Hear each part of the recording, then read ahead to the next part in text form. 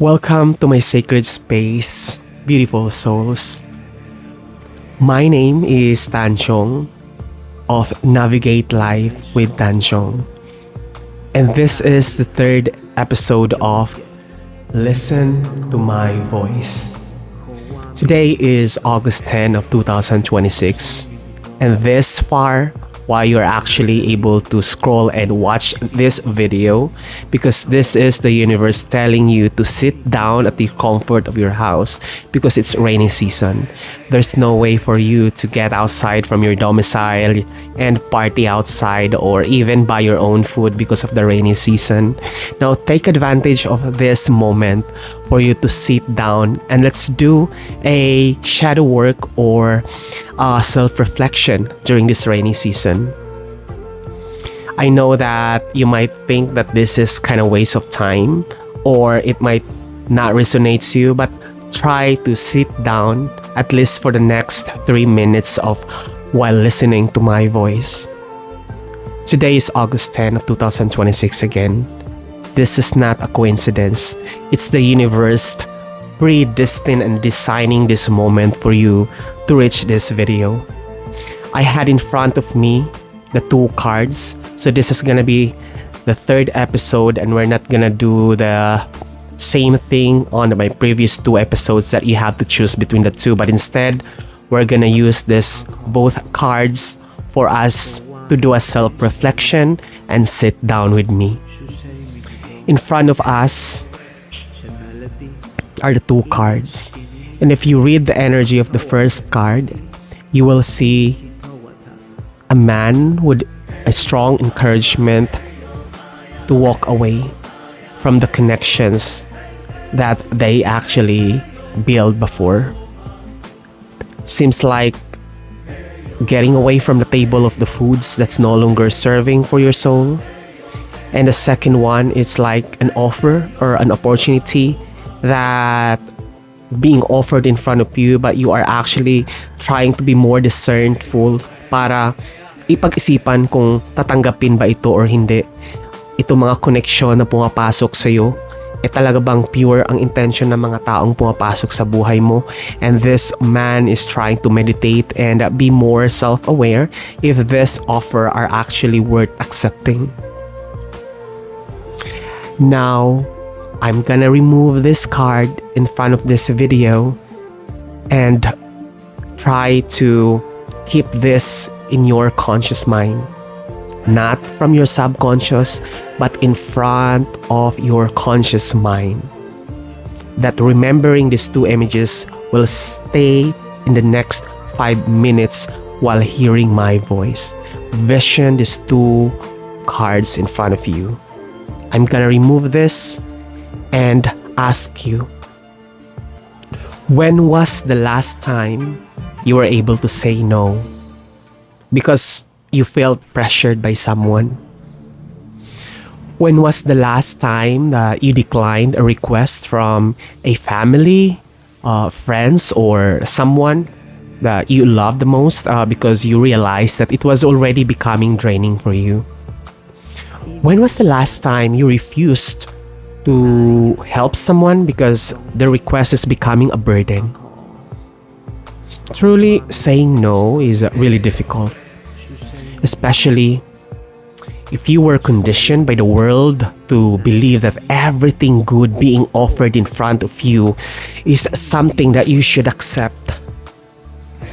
We tend to believe that every opportunity is an opportunity worth taking, even when the offer is no longer aligned with your calling or values, or we call it morality, or even our soul. During my younger years, I'll just give you a little background why I come up this wisdom. During my younger years, darker era before this healing journey or my spirituality era, I think before that, all the invitations, every invitations from different group of circles, I would accept, of course, because every last minute and spontaneous invitation, I would definitely say yes, because I felt like I belonged, because I want to be part of the plan, the event. So I really had hard time saying no back then. Dati pa to, hindi na ngayon. But even when something was actually not clearly aligned to me, I'll just go ahead and join randomly. Kahit mga last minute invites, kasi alam ko sa sarili ko na parang tinatag ko pa nga yung sarili ko na parang kaladkarin. Ganyan. I would be always available to someone or to a group of people that every invites I would accept and go right away. Parang easy accessible. So for example, back then, there was one time when some friends invited me to a bar or a club for a weekend event because ano talaga ako, pala club at pala inom, yun na lang to simplify. Pala inom ako before. Well, at that time, I wasn't financially capable of joining. Kasi nga weekend, I was actually planning to stay inside my condo and to get sleep para may lakas lunisan at magtrabaho ulit, to earn money. And the invitation was really hard to refuse. Kasi nga, I felt that if I didn't go, I would somehow be left out. Para kung it's more of fear of missing out, or we call it FOMO in the abbreviation. So what I was doing back then, I borrowed money just to have enough for the event. Money for entrance, ticket, ganyan. And then food, para halimbawa magugutom ako, or drinks even pag halimbawa kulang yung inumin, at least meron akong allowance, or even like transportation kasi nagmumotor ako before ng mga angkas-angkas. And I said yes because I was afraid of like missing out for sure. And where did I actually get the money? Umutang ako sa isang lending app na the fact that it's really higher interest when it comes to parang pagdating sa bayaran na. And I didn't consider that fact because I want to have that money badly para makasali ako sa invitation na biglaan. So, I was afraid that if I didn't come, I wouldn't belong them anymore. So, ganun ang thinking ko. Then one night, weekend, I came along with them. But it feels heavy. I know that many of them were going there mainly para mag-inom and having fun because I was actually very passionate when it comes to drag performances, mga drag queens. Yan, mahilig ako sa panonood. Tambay talaga ako ng bar, kahit saang bar, Cubao, Ortigas, or even sa poblasyon. So, I can easily go there when I want kasi nga tambay ako sa mga inuman at that time.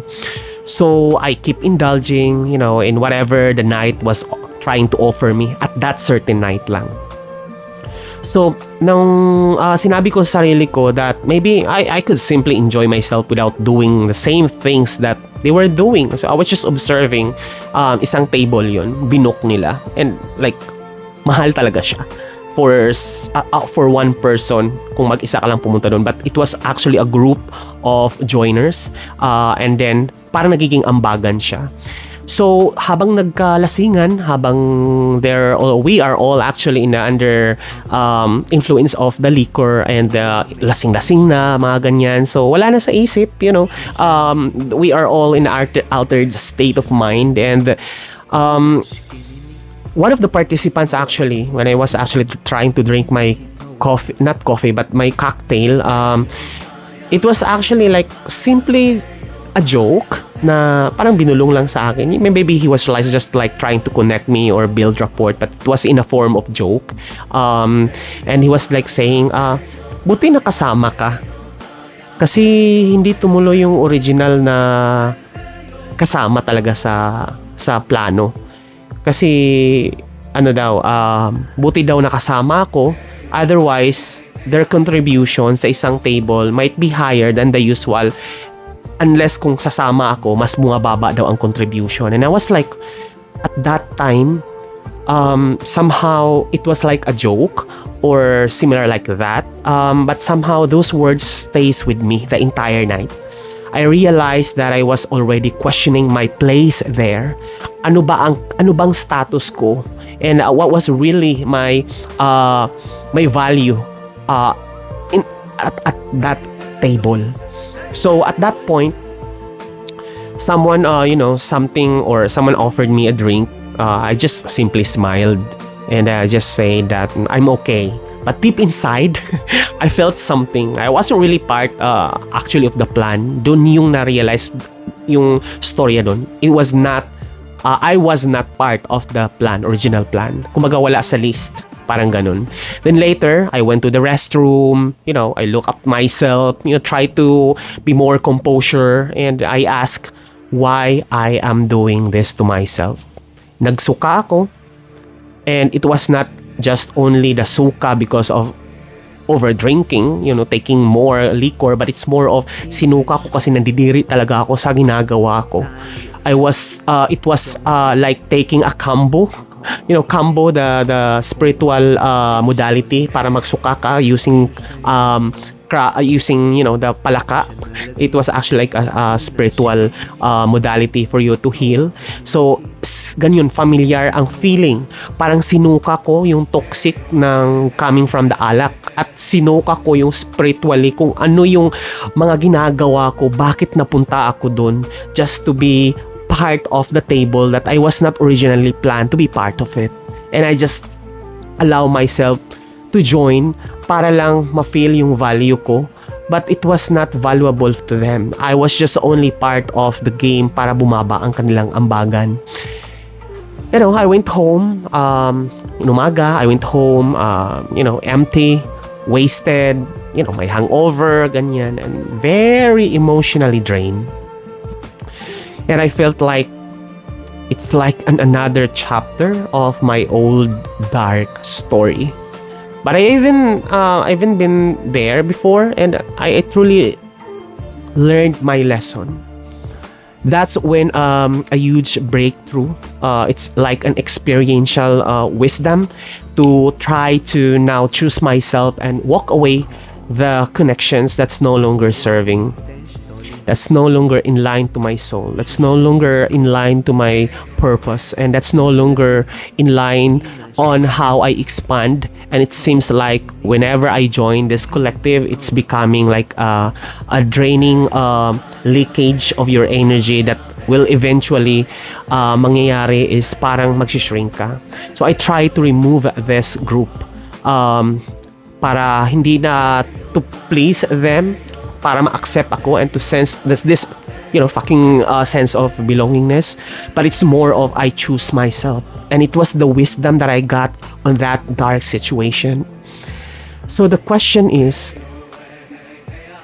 next question is, maybe let's try to inhale. Inhale muna tayo. Inhale. Exhale.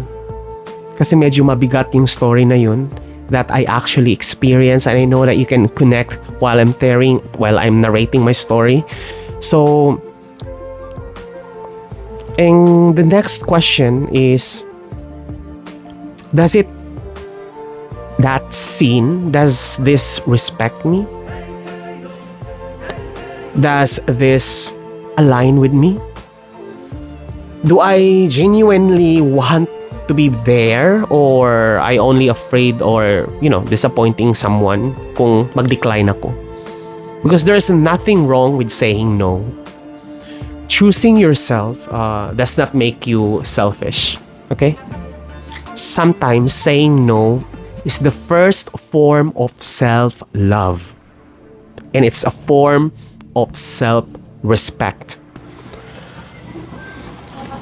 You are actually allowed to protect your time, your money, your energy, your peace, and your emotional capacity. You are allowed to recognize that not everyone deserves access to you. Learning to say no is just like learning to leave the table that's no longer serves you.